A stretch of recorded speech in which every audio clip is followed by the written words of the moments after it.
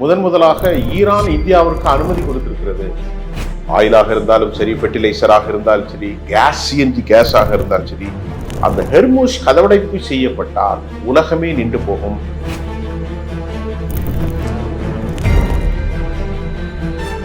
அந்த ட்ராக் வே கடலாதிக்கம் ஹெர்மூஸ் தான்.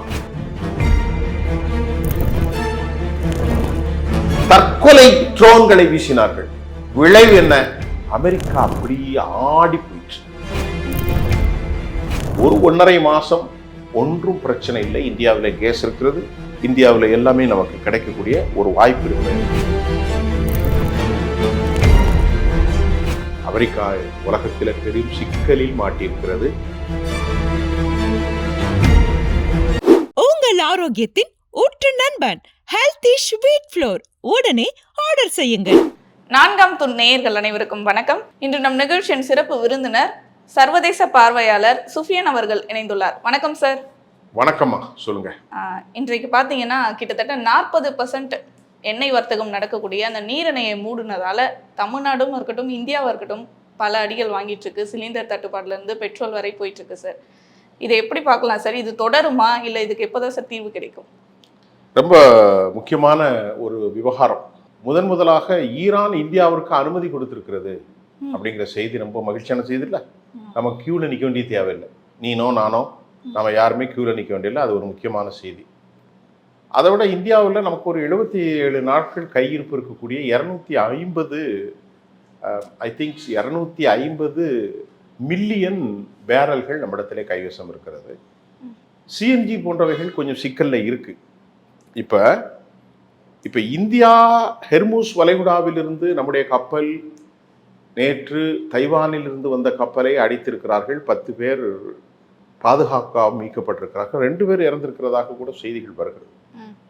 இந்த பிரச்சனையில் உலகத்தினுடைய ஒட்டுமொத்த பூகோளமும் மாறியிருக்கிறது. இப்பொழுது அமெரிக்காவின் நிலை என்னவென்றால், ஹெர்மூஸ் வளைகுடாவை சாத்திவிட்டீர்கள்.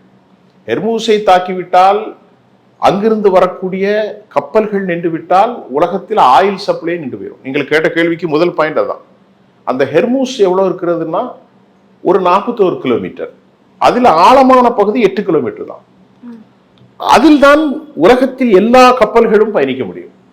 இந்தியா நம் நாட்டுக்கு வரக்கூடிய சரக்குகளில் 50% ஹெர்மூஸ் தான். ஆயிலாக இருந்தாலும் சரி, ஃபெர்டிலைசராக இருந்தாலும் சரி, சிஎன்ஜி கேஸாக இருந்தாலும் சரி, அந்த ஹெர்மூஸ் கதவடைப்பு செய்யப்பட்டால் உலகமே நின்று போகும்.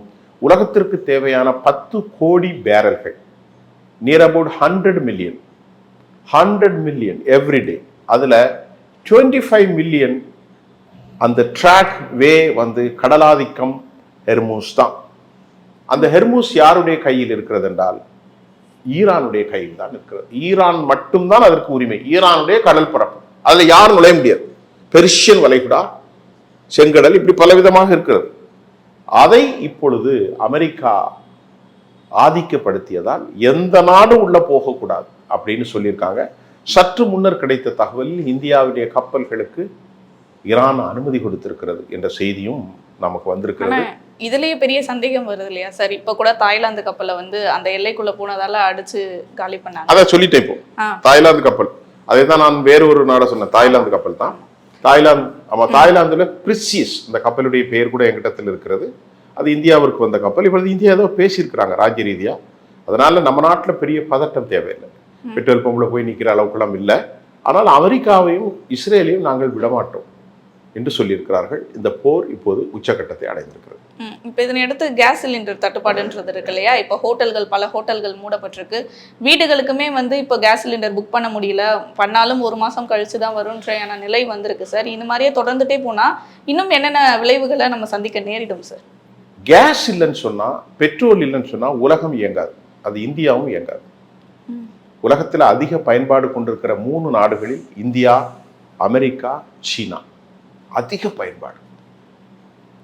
ஆனால் அந்த அதிக பயன்பாட்டில் நமது நாட்டிற்கு நாளொன்றுக்கு தேவையான பீப்பாய்கள் நமக்கு 250 மில்லியன் ஸ்டாக் இருந்தாலும் நமக்கு அதிகமாக நாம் எண்ணெய்கள் வாங்குவது 3 நாடுகளில் வாங்கி கொண்டிருக்கிறோம். ஒன்று சவுதி அரேபியா. சவுதி அரேபியாவிலிருந்து இந்திய தேவைக்கான 16 to 20 விழுக்காடு நம்ம பர்ச்சேஸ் பண்றோம். மற்றொன்று ஈராக். 23 28 விழுக்காடு நாம் பர்ச்சேஸ் பண்ணுகிறோம். மற்றொன்று $60 கீழே உக்ரைன் போரின் மூலமாக நமக்கு மானிய விலையிலே வந்து கொண்டிருக்கிறது ரஷ்யாவிலிருந்து. அது ஒரு 37%.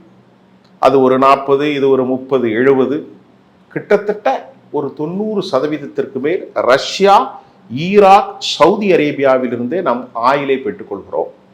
சிஎன்ஜி, எல்பிஜி இது போன்ற கேஸ் நமக்கு வருதுல, இந்தியன் கேஸ், பாரத் கேஸ் எல்லாம், இதெல்லாம் நாம் கத்தரிலிருந்து பெற்றுக்கொள்கிறோம். வெனிசுவாலாவிலிருந்து கொஞ்சம் வருது, அமெரிக்காவிலிருந்து நமக்கு வருகிறது.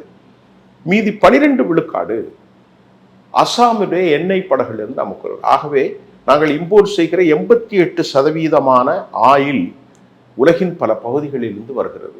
அதில் 50% இன்றைக்கு போர் நடந்து கொண்டிருக்கக்கூடிய இந்த ஹெர்மூஸ் வலைக்கிணறு, அதான் சிக்கன். இப்போது எங்கு பார்த்தாலும் பெட்ரோல் பம்புகளில் கடுமையான கூட்டம். எனது மனைவி சொன்னார்கள், நீங்கள் உடனடியாக ஒரு பதிவு செய்துவிட்டு போங்கள் என்று. அங்கே போனேன், பெரிய கூட்டம் ஒன்றும் இல்லை. என்ன சொன்னார்கள் என்றால், நீங்கள் பதிவு செய்த 25 நாட்களுக்கு பின்புதான் உங்களுக்கு தரப்படும். அப்போ என்னிடத்தில் சொன்னார்கள், நீங்கள் பதிவு செய்து 22 நாட்கள் ஆனது, இன்னும் 3 நாள் 15ஆம் தேதிக்கு நீங்கள் வாருங்கள். எல்லோருக்குமான செய்தி தான், எனக்கு மட்டும் செய்தி இல்லை. அதற்கு பிறகு எத்தனை நாட்கள் கழித்து நீங்கள் எனக்கு டெலிவரி கொடுப்பீர்கள் என்று கேட்டேன். அப்போது அவர் சொன்னார்கள், 25 நாட்கள் போக மீதி ஒரு 5 நாட்களில் உங்கள் வீட்டுக்கு வந்துவிடும், பயப்பட வேண்டாம் அப்படிங்கிற செய்தியை அண்ணா நகரில் இருக்கக்கூடிய ஹெச்பி, அதாவது பாரத் கேஸ் ஒரு செய்தியை நமக்கு சொல்லியிருக்கு. இப்போ இந்தியாவில் ஒரு பதட்டம் தேவையில்லை என்று தான் நான் நினைக்கின்றேன். ஆனால் மீடியாக்கள் டிஆர்பிக்காக பதட்டத்தை ஏற்படுத்துறதை நான் விரும்ப மாட்டேன். மக்களில் பால் ஒரு வன்முறையற்ற சமாதானத்தோடு நீதியான செய்தியை சொல்வதற்குத்தான் நான் வந்திருக்கிறேன். பெரும் பரபரப்பு, சென்னையில் மக்கள் கூட்டம், அப்படியெல்லாம் ஒன்றும் தேவையில்லை. சாதாரணமாக இருக்கிறது, நமக்கு கிடைக்கும்.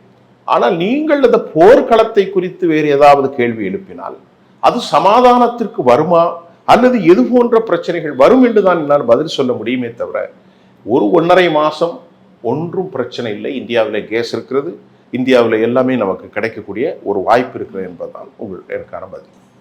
இப்போ 12 நாள் ஆச்சு சார் அந்த போர் தொடங்கி, இப்போ வரையும் தொடர்ந்துட்டே தான் இருக்கு.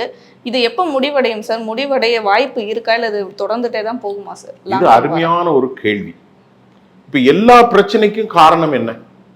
இந்த போர். இந்த போரில் நீங்கள் அமெரிக்கா தோல்வி அடைந்திருக்கிறது. ஏன் அமெரிக்கா தோல்வி அடைந்திருக்கிறது? அமெரிக்கா எதிர்பார்த்தது படுகொலைகளை செய்து உலகத்தை அடிமைப்படுத்தி விடலாம். இதற்கு முன்பு 2023 அக்டோபர் 7ஆம் தேதி காசாவில் போரை செய்தார்கள். 1 லட்சம் அப்பாவி மக்களை பலஸ்தீனத்தில் இஸ்ரேல் படுகொலை செய்தது. அமெரிக்கா ஆயுதங்களை கொடுத்து கொண்டிருந்தது. எவ்வளவு ஆயுதம் தெரியுமா? 900, அதாவது கார்கோ விமானங்களின் மூலம் கொத்து குண்டுகள் இருந்து எல்லா ஆயுதத்தையும் இஸ்ரேலுக்கு கொடுத்தார்கள். அந்த வரலாறை பற்றி நம் விளக்கமாக எல்லோருக்கும் தெரிய வேண்டும். 140 கண்டெய்னர்களில் கப்பல்களின் மூலம் கொடுத்து பலஸ்தீனத்திற்கும் இஸ்ரேலுக்குமான போர் நடந்தது. உலகமெல்லாம் அந்த போரை நிறுத்துங்கள், பச்சிலம் குழந்தைகளும் பெண்களும் அபலைகளும் விதவைகளும் அனாதைகளும் எல்லோரும் அழிக்கப்பட்டார்கள். ஆனால் அந்த போரை நிறுத்த மறுத்தார்கள். யாரு? இஸ்ரேல். காரணம் என்ன? அமெரிக்காவுடைய தைரியம். அமெரிக்கா இருக்கிறது, அமெரிக்கா எல்லாத்தையும் பார்த்துக்கொள்ளும், அவன் பெரிய நாடு. அவன் பக்கத்தில் இருக்கிற இந்த காசா முஸ்லீம் நாடு, அவன் பக்கத்தில் இருக்கக்கூடிய அரபுகள் எல்லாரும் முஸ்லீம் நாடுகள். சவுதி அரேபியா, யுனைடெட் அரபு எமிரேட்ஸ், குவைத், கத்தர், தோஹா, யுனைடெட் அரபு எமிரேட்ஸ், ஷார்ஜா, ரசல் கைமா, அபுதாபி, அது மாதிரி இல்லாமல் எகிப்து, ஜோர்டான், சிரியா, ஈராக், எல்லா நாடும் முஸ்லீம் நாடுகள். ஆனால் யாரும் அதை கேட்கவில்லை. அமெரிக்கா சொன்னது நான் நினைத்தால் அழிப்பேன், இஸ்ரேல் சொன்னது உங்க கேட்க நாதி இல்லை. UN security council is going to be mute mode. அவர்களுக்கும் எந்த கேள்வியும் இல்லை. அடே அப்பா, பாவம் பச்சிலம் குழந்தைகள் இறந்து போறார்களே, வறுமையிலேயே செத்து போறார்களே, அதெல்லாம் கிடையாதுங்க. அன்று கேட்ட ஒரே நாடு ஈரான் மட்டும்தான். ஈரான் மட்டும்தான் கேட்டது. ஈரான் தனக்கு ஆதரவாக போரிடுவதற்கு பிராக்சிகளை நியமித்திருக்கிறார்கள். ஹவுதிகள் ஏமனில், அதுக்கு பக்கத்திலேயும் ஹிஸ்புல்லா போன்ற நாடுகள் இருக்கிறது. அப்ப அமெரிக்கா என்ன சொல்கிறது? இந்த போருக்கான காரணத்தை நாங்கள் அணு ஆயுதம் செய்வோம், நாங்கள் தாக்குதல் நடத்துவோம், நாங்கள் எது வேண்டாலும் செய்வோம், ஆனா நீ அணு ஆயுதம் வைக்கக்கூடாது. இந்த போருக்கான மூல காரணமே அதான். ஒரு நியாயமே இல்லாத. நியாயம் இல்லாத. ஏன்? அப்ப இவங்க சொன்னாங்க, எங்க மேல 47 வருஷம் தடை. என் நாட்டில் இருக்கக்கூடிய சாவரின் ஒரு இறையாண்மை கொண்ட தேசம். நாங்க எங்க நாட்டில் கிடைக்கக்கூடிய ஆயிலை கொண்டு விற்போம், அது விற்கக்கூடாது. அப்ப என்ன செய்யுது? அணு ஆயுதங்கள் உன்கிட்ட 450 கிலோ வச்சிருக்க, அதை என்கிட்ட கொடு. இப்ப ஈரான் சொன்னது, அணு ஆயுதங்கள் செய்வது, அணு ஆயுதங்கள் என்ரிச் செய்யப்பட்ட அந்த ஸ்டாக் பைல்ஸ், யுரேனியம் இதெல்லாம் இருக்கு, அது கெமிக்கல், அதை பத்தி நிறைய டீடைல்ஸ் தேவையில்லை. அணு ஆயுதத்தில் அந்த துகள்களை செறிவூட்டப்பட்டது, சென்ட்ரிஃபியூஜ்னு சொல்லுவது இங்கிலீஷ்ல, அதை எங்கள்கிட்ட கொடுத்துருக்க. நீ சும்மா இருக்கணும். அமெரிக்கா போட்ட கண்டிஷன். ரெண்டாவது அமெரிக்கா போட்ட கண்டிஷன், இங்க பாரு, பலிஸ்டிக் மிசைல்லாம் நீ தயார் பண்ணக்கூடாது. தமிழ்ல சொல்ல போனா ஏவுகணைகள். அது என் பக்கத்துல இருக்கிற யூதனுக்கு இடைஞ்சலா இருக்கு, எனக்கும் இடைஞ்சல். இப்ப நீ என்ன செய்யணும்? நீ நம்ம ஊர்ல என்ன குரங்கு பிடிக்கிற துப்பாக்கி இருக்கு இல்லையா, அதை மட்டும் வச்சுக்கோ. இந்த பலிஸ்டிக் மிசைல் செய்வது, ஐசிபிஎம் இன்டர் கான்டினென்டல் மிசைல், அவர்கள்ட்ட வைத்திருக்கிற ஏவுகணைகள் பேரை சொன்னாலே நீங்க ஆசைந்துருவீங்க. குர்ரம் ஷோர், ஃபத்தா 2, ஃபத்தா 1, கதர், இமாமத், அது மாதிரி கஹர், அப்புறமா சஹாப் 2, இப்படி பயங்கரமா செஞ்சுட்டாங்க 40 வருஷத்துல. யாரு? ஈரான். அமெரிக்கா சொன்னது இது எங்களுக்கு பெரிய ஆபத்து. அப்ப அவங்க கேட்டா, நீனு தான் செஞ்சு வச்சிருக்கிறிய, உலகத்துல எல்லா நாடும் இருக்கு, நம்ம நாட்டிலே இருக்கு, நான் மட்டும் ஏன் செய்யக்கூடாது? நீ பயங்கரவாதிடா. யார் சொல்றா? அமெரிக்கா. நீ பயங்கரவாதி. அப்ப நீங்க, நாங்கள்லாம் நல்லவங்க, மனித சமூகத்தை பார்ப்பவர்கள் அப்படின்னு சொல்லிதான் மக்களை கொண்டாங்க. 1 லட்சம் பேரை. ஈரான் இஸ்ரேல் பலஸ்தீனத்தில் குண்டு போட்டு 1 லட்சம் பேர், அதுல 40,000 பேர், 37,000 பேர் சின்ன குழந்தைங்க. பாவம். ஈவு இறக்கம் இல்லாமல் அமெரிக்கா கொண்டது, ஈரான் மட்டும்தான் கேட்டுக்கொண்டே இருந்தது. சரி, இப்படியே போயிட்டு கடைசியில ஒரு சீஸ் ஃபயர் ஒப்பந்தம் வந்தது. இந்த ரெண்டுக்கும் வித்தியாசம் இருக்கா? இந்த பலஸ்தீனம் முதல் போர் பலஸ்தீனத்துக்கும் இஸ்ரேலுக்கும். அந்த போரில் ஈரான் தன் ஆயுதங்களை கொடுத்து ஹமாஸ் அந்த மக்களுக்கு உதவி செய்தார்கள். இப்பொழுது இது முடிந்து சில காலம் ஆகிவிட்டது. இப்பொழுது சொன்னான் அமெரிக்கா, சமாதானம் தேவையில்லை, நாட்டில் இருக்கிறதெல்லாம் என்கிட்ட ஒப்படைனா. பேச்சுவார்த்தை நடந்தது. 1ஆம் பேச்சுவார்த்தை, 2வது பேச்சுவார்த்தை, 3ஆம் பேச்சுவார்த்தை, கடைசி பேச்சுவார்த்தை ஓமன் புரோக்கரேஜ் செஞ்சாங்க. ஓமன்கிற ஒரு நாடு இருக்கு, உங்களுக்கு தெரியும், மத்திய திரைக்கடல்ல. எங்க நடத்தினா சுவிட்சர்லாந்துல இருக்கக்கூடிய வியன்னா என்கின்ற நகர்ல நடந்துச்சு. First sitting there, second thing there. Steve Witkoff வந்தார். ஸ்டீவ் விட்காஃப் யாரு? அமெரிக்காவுடைய ஸ்பெஷல் என்வே. இந்த டொனால்ட் ட்ரம்புடைய மருமகன் ஜெரி குஷ்னர், அத மாதிரி ஏனைய பியூரோக்ராட்ஸ் எல்லாரும் பேரும் தேவையில்லை. அது ஈரானுடைய சார்பிலே ஈரானுடைய வெளிவிவகாரத்துறை அமைச்சர் Abbas அராகச்சி, he is also participated. பேசினாங்க. 2 சுற்று முடிஞ்சது. 3வது இறுதி சுட்ட மார்ச் மாசம், இன்னைக்கு 12ஆம் தேதி, 2ஆம் தேதி வச்சுக்கலாம்னு முடிவு பண்ணாங்க. உடனே அப்பாஸ் அராகச்சி யாரு? ஈரானுடைய வெளிவிவகாரத்துறை அமைச்சர், வெளியே பேட்டி கொடுத்தாரு.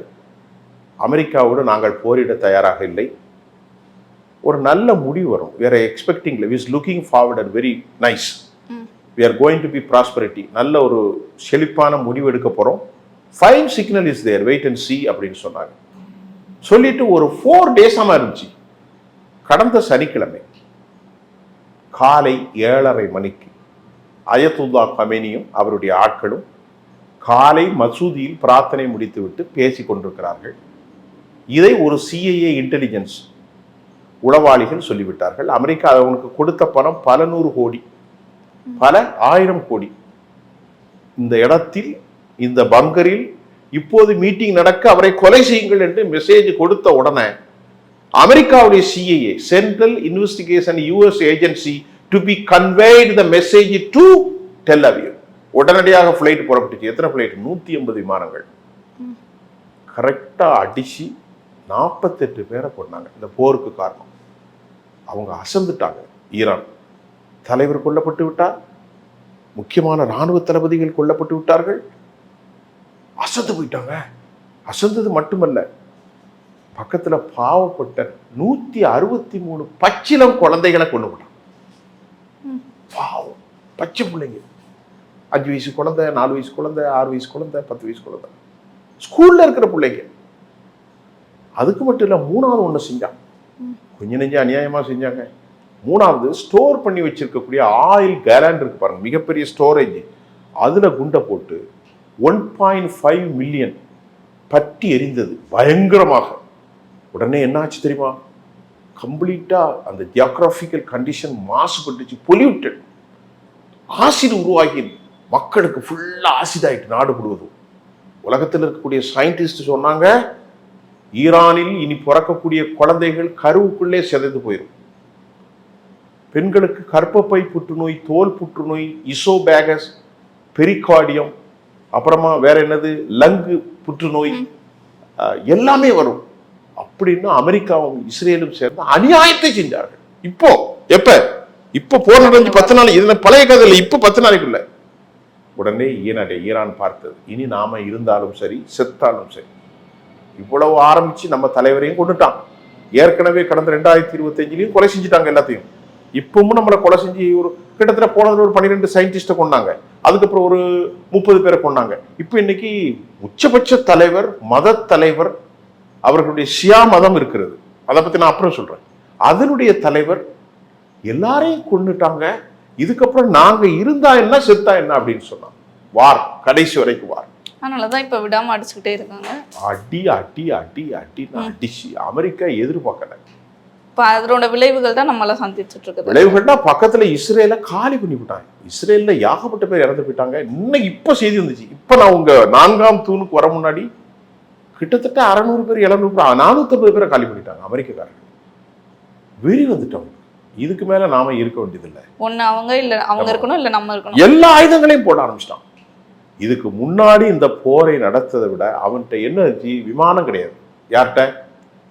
ஈரான்கிட்ட. ஆனா அமெரிக்காவிட்ட அற்புதமான விமானங்கள், F-50, F-16, F-18 hornet, F-22 Raptor, F-35 stealth, B-2 bombers, B-1, B-2, B-3, GBU-57, இது அல்லாம ரேடார் சிஸ்டம், தாட் system, Patriot system, Iron Dome, Iron Beam, David sling, இப்படி எல்லாமே வான் தடுப்பு, தமிழ்ல சொல்றாங்க வான் தடுப்பு பாதுகாப்பு மண்டலத்தில் அமெரிக்கா பயங்கரமா இருந்துச்சு.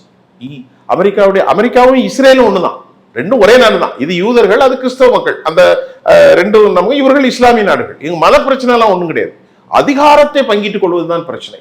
மத பிரச்சனையும் ஜாதி பிரச்சனையும் இங்க கிடையாது, அதிகாரத்தை பங்கிட்டுக் கொள்வது, நானா நீனா அப்படின்னு. யூதர்கள் செய்த அநியாயத்தை பார்த்தான். அவன் வச்சிருக்கக்கூடிய ஏவுகணை இப்படி இவ்வளவு வலிமையா இருக்குன்னு நினைக்கல அமெரிக்கா. கடைசியில் அமெரிக்காவுடைய ஏர் டிஃபென்ஸ் சிஸ்டம் இருக்கு பாருங்க. ஏர் டிஃபென்ஸ் சிஸ்டம்னா நான் சொன்னா புரியும் நம்ம நேயர்களுக்கு. ஒரு நாட்டிலிருந்து வீசப்படுகிற ஏவுகணைகளை டிஃபென்ஸ் தடுத்துரும், வானில் சுட்டுவிடும். ஆனால் உங்களுக்கு கேள்வி வரும், இவ்வளவு பெரிய வான் பாதுகாப்பு மண்டலம் இருக்க, அயன் டோம் இருக்கிறது, டேவிட் செல்லிங் இருக்கிறது, தாட் இருக்கிறது. தாட் என்றால் இது அமெரிக்காவில் உள்ளது, அதுக்கு இங்கிலீஷ்ல பேரு terminal high altitude air defence system. Patriot இருக்கிறது. எல்லாம் காலி ஆயிட்டு ஈரான் வீசிக்கொண்டே இருந்தது.